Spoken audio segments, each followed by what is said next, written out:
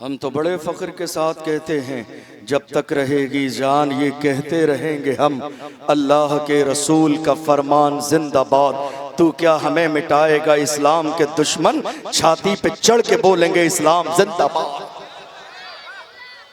क्या समझाएं मुसलमानों को, ये दूध में पड़ी हुई मक्खी नहीं है जो निकाल के फेंक देंगे, ये दूध में पड़ी हुई मक्खी नहीं है जो निकाल के फेंक देंगे। जिस मुल्क पर इतरा रहे हैं, इस मुल्क को अंग्रेजों से आजाद कराने वाला कोई और नहीं, वो हमारा आलिम था।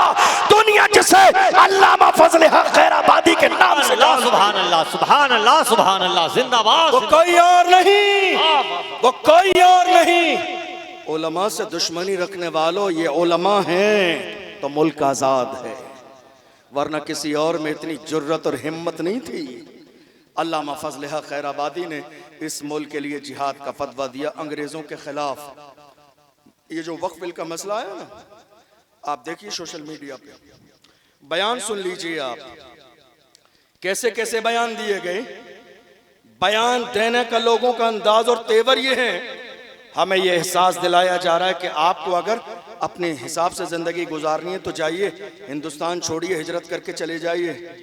क्यों साहब, क्यों चले जाएं? सभी का खून है शामिल यहाँ की मिट्टी में, किसी के बाप का हिंदुस्तान थोड़ी है। ये गरीब नवाज का, हम तो कहते हैं कुर्सी पर कोई भी बैठे राजा तो मेरा खौजा। इतना ये नहीं, अल्लामा फजल हक खैराबादी ने जिहाद का फतवा दिया, अंग्रेजों ने गिरफ्तार किया, जजीरे अंडमान निकोबार ले गए काले पानी की सजा देने के लिए। एक अंग्रेज ने आकर, ऑफिसर ने उनसे कहा मौलाना वक्त है फतवा वापस ले लो। अल्लामा फजल हक खैराबादी ने उस जालिम के चेहरे पे थूक दिया था और कहा, जालिम, हम मोहम्मद अरबी के गुलाम हैं, हमारे कलम से जो फतवा निकलता है सरकारें बदल जाती हैं, फतवे नहीं बदलते हैं। दुनिया ने देख लिया, थोड़े से जमाने के बाद इस मुल्क की सरजमीन पर हमारा फख्र के साथ तिरंगा लहराता हुआ नजर आ रहा था। अल्लामा सैयद किफायत अली काफी की तारीख पढ़िए। इस मुल्क की आजादी में अशफाकुल्लाह खान का किरदार पढ़िए। मुहिम चला रहे थे, अंग्रेजों ने गिरफ्तार करके जिस्म पूरा जला दिया। पूरा जिस्म जलाने के बाद में नमक लिया और नमक लेने के बाद में जले हुए जिस्म पर, पूरे जिस्म पर नमक लगाया। आप अंदाजा लगाइए, चिराग की लो के सामने जरा धोखे में आपकी एक उंगली आ जाती है तो कई दिन चैन से नींद नहीं आती है। इस मुल्क की कुर्बानी हमारे लिए देख लीजिए, हमारी कुर्बानी है इस मुल्क के लिए। गौर कीजिए, अंग्रेजों ने अशफाकुल्लाह खान का सारा जिस्म जला दिया और जलाने के बाद में उनके जिस्म पर बाज़ाब्ता नमक लगाया। कहा अब भी बाज आ जाओ। ऐसे आलम में भी मुस्कुरा के अशफाकुल्लाह खान ने कहा, सरफरोशी की तमन्ना अब हमारे दिल में है, देखना है जोर कितना बाजुए कातिल में है, वक्त आने पर बता देंगे तुझे ये आसमां, हम अभी से क्या बताएं क्या हमारे दिल में है। ये किसी और की नहीं, ये गद्दारों की नहीं, वफादारों की तारीख है। आपको मालूम है, छुपे हुए दलालों की वजह से जितना नुकसान हुआ ना, खुले हुए दुश्मनों से इतना नुकसान कभी नहीं हुआ। समझ रहे हैं आप? हाँ, मिंबर पर बैठने वालों को हर रोज ऐसे लोगों से मुकाबला करना होता है। हाँ, आज बहुत सारे लोग हैं जिनको पेट में दर्द है। बहरुल इरफान को इतनी शान और शौकत कैसे मिल गई? अलजामियतुल अहमदिया इतनी तरक्कियों पर क्यों है? मैं कहता हूँ जलो और जल के मर जाओ। अलजामियतुल अहमदिया तो बारगाह रसूल में मकबूल हो चुका है, बहरुल इरफान की जात तो मकबूल हो गई है। बहरुल इरफान के शहजादों का काम अल्लाह ने कबूल कर लिया है। शेखुल आलम और उनके शहजादों की खिदमात को अल्लाह ने कबूल कर लिया है। अब अलजामियतुल अहमदिया का सूरज, अल्लाह की इज्जत की कसम, कयामत तक गुरूब होने वाला नहीं है, चमकता रहेगा। कल तक शमामा और अंबर की खुशबू से कन्नौज का इंट्रोडक्शन पूरी दुनिया में था, मगर बहरुल इरफान की खिदमात ने शमामा और अंबर की खुशबू को फीका कर दिया। आज अगर खुशबू है तो दुनिया में अलजामियतुल अहमदिया की। सुभान अल्लाह सुभान अल्लाह, नारे तकबीर, नारे रिसालत, मसलके आला हजरत फैजाने हुजूर बहरुल इरफान, नारे तकबीर, नारे रिसालत। गद्दारों का किरदार, टीपू सुल्तान के यहाँ दलाली करने वाले कौन थे? अपने ही थे।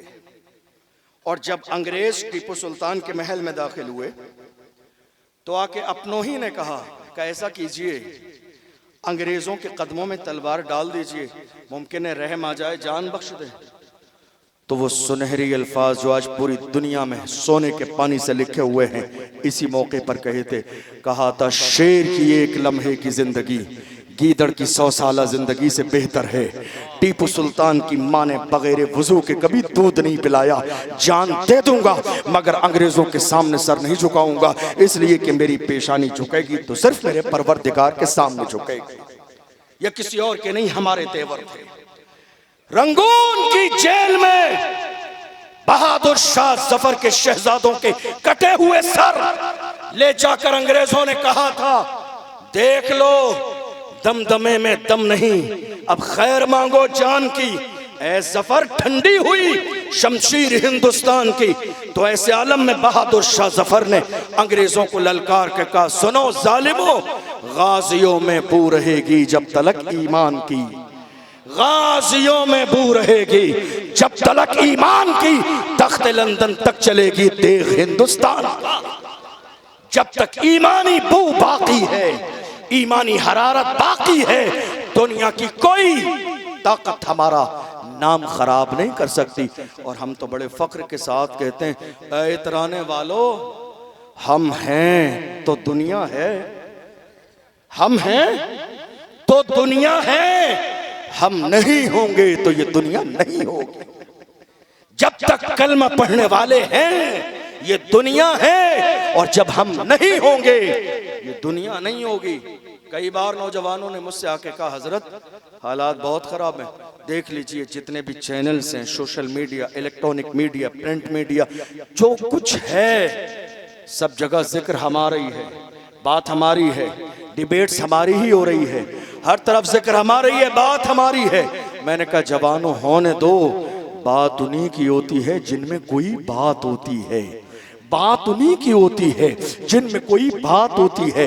वरना हमारी तारीख ये रही है, बातिल से दबने वाले ऐ आसमां नहीं हम 100 बार कर चुका है, तो इम्तिहान हमारा मगरिब की वादियों से गूंजी अज़ां हमारी, रुकता न था किसी से सैले रवा हमारा। ऐ आबरूद गंगा वो दिन है याद तुझको, उतरा तेरे किनारे जब कारवां हमारा। कुछ बात तो है कि हस्ती मिटती नहीं हमारी, कुछ बात तो है, कुछ बात तो है कि हस्ती मिटती नहीं हमारी। सदियों रहा है दुश्मन दौरे ज़मां हमारा, कुछ बात तो है कि हस्ती मिटती नहीं हमारी, सदियों रहा है दुश्मन दौरे ज़मां हमारा।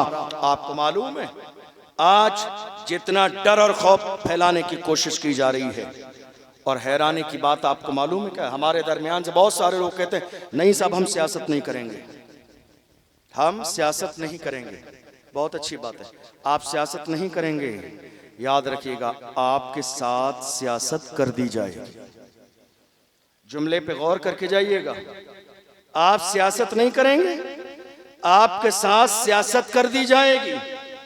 मैं ये बात आज की तारीख में इसलिए कर रहा हूं, जिस सियासत के मुद्दे को आपने नाजायज और हराम समझकर छोड़ दिया, आज उसी सियासत की बुनियाद पर पार्लियामेंट में बिल पास हो जाते हैं, मस्जिदों के खिलाफ, मदरसों के खिलाफ, खानकाहों के खिलाफ, उलमा के खिलाफ। हमने जिस चीज को नाजायज समझा, आज आपको मालूम है अगर कोई आलिम दीन मस्जिद के अंदर जुमे के खुतबे में मौजूदा दौर पर बात कर दे, इलेक्शन पर बात, सियासत पर बात, हालात पर बात, हमारी कौम बगावत पर उतर आती है। मस्जिद में सियासत की बात हो रही है, अरे मस्जिद में सियासत की बात नहीं होगी तो और कहाँ होगी। मेरे अजीजों जरा अपने जहन को कुशादा करो, हालात बदल रही हैं। इस मस्जिद की हिफाजत मौजूदा दौर में बगैर सियासी पावर के आप नहीं कर सकते। इन मदरसों का तहफ़्फ़ुज़ मौजूदा दौर में बगैर सियासत के पावर के नहीं कर सकते। हम ये देख रहे हैं हिंदुस्तान की सरजमीन पर है तो बहुत सारे लोग, मगर जब बात हमारे रसूल की अजमत की आती है, कौम मुस्लिम की आती है, तो सब गूंगे बहरे नजर आते हैं। किसी की जबान पर एक जुमला नहीं होता है, बोलने वाला फकत एक ही है। बोलने वाला जरा जोर से, एक ही है। बोलने वाला एक ही है। बात कोई भी हो, मौजू कोई भी हो, बोलने वाला एक ही है। बात निकाह की हो, बोलने वाला एक ही है। बात तलाक की हो, बोलने वाला एक ही है। बात पार्लियामेंट की हो, बोलने वाला एक ही है। बात सिया और नासी की हो, बोलने वाला एक ही है। बात सलमान अजहरी की हो, बोलने वाला एक ही है। बात वक्फ बिल की हो, बोलने वाला एक ही है। वो एक ही मर्द कलंदर है जिसने पार्लियामेंट में बिल फाड़ दिया और दुनिया से कहा जो जान मांगोगे जान देंगे, जो माल मांगोगे माल देंगे, मगर ये हमसे कभी न होगा।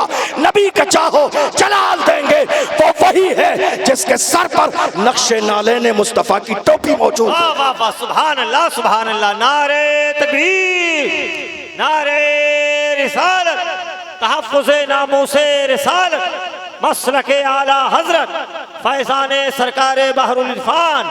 नारे तकबीर, नारे रिसालत। वो एक ही है, वो एक ही है। याद रखिएगा, जो मुस्तफ़ा के वफादार होते हैं वो कौम के गद्दार कभी नहीं हो सकते। और आपको एक बात बताऊं, ये जो नारा दिया गया बीटी में, ये नारा किसने दिया मालूम है आपको? दुश्मनों ने, दुश्मनों ने। इसलिए ये बात अपने नहीं बेगाने भी जानते हैं कि ना तो इसकी ज़बान का मुकाबला किया जा सकता है, न इसके तेवर का मुकाबला किया जा सकता है, न इसके जहन का मुकाबला किया जा सकता है, न इनकी याददाश्त का मुकाबला किया जा सकता है। दुनिया को ये खतरा लाहिक हो गया, कहीं ऐसा न हो कि इसके वलवला अंगेज खिताब से मुल्क हिंदुस्तान के मुसलमान एक प्लेटफॉर्म पर जमा हो जाएं और मुस्लिम लीडरशिप और मुस्लिम क़यादत तैयार हो जाए। इस खौफ से दुश्मनों ने ये नारा दिया, अरे नहीं ये तुम्हारा नहीं है हमारा है, ये तुम्हारा नहीं है हमारा है।